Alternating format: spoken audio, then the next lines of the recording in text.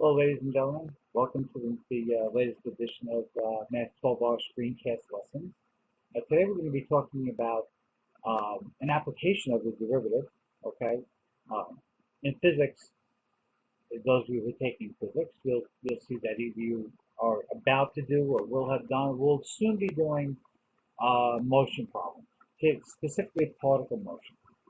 All right. So particle motion implies an object is moving along a path, no friction, no outside force except gravity. Okay? So in particle motion problems, the variable is time. And the function that you're given describes the location of the particle at a particular point in time. So if we look at a function, s of t, it's a location function. Okay? So now remember that the derivative is the rate of change. And we saw that when we looked at equation of the normal line. When we took the derivative and evaluated for a particular value of x, we found the slope of the tangent line, which is slope is the rate of change. Okay, so S of t describes where the particle is located at a particular point in time. Time is t. It's so creative in that, right? So S prime of t, the first derivative, we sometimes refer to that as v of t.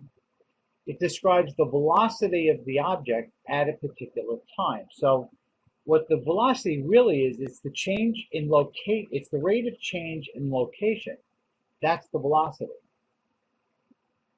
And the second derivative, s double prime of t, and we sometimes refer to that as a of t, or v prime of t. Usually I'm going to use a of t. It's called acceleration at a particular point in time. Now the rate of change in velocity is acceleration. We'll talk about that specifically in class. So let's look at an example. So an example: a dynamite blast propels a rocket, a heavy rocket propels a heavy rock in the air. According to this equation, S of t is equal to negative 16t squared plus 160t. That describes the location in feet of the rocket and at a certain number of seconds. So if we were to write an equation representing the velocity with respect to time, that would be the first derivative. And we'll refer to that as v of t, so it keeps it in our mind as the velocity, is negative 32t plus 160. So that is the rate of change of the location of the rock at a particular point in time. So an equation that represents acceleration would be the derivative of v of t, which is a of t, and that is negative 32. So let's see how this plays into into a problem. We want to find out where the rock is located after 3 seconds. Well, s of t up here, that is your location function.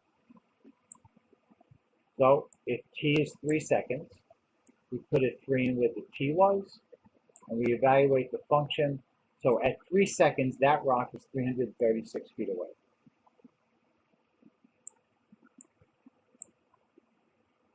So what's the velocity of the rock when at the 2-second mark after the blast?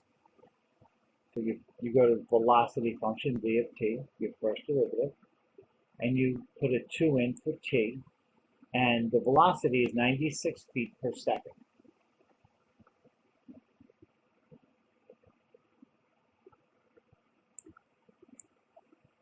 So if we look at the last question, what's the initial velocity? Well, no time has elapsed, so time is 0. So the initial velocity is 160 feet per second. Okay, in class we'll talk about the initial velocity and things like that, and how it's really relevant to the problem.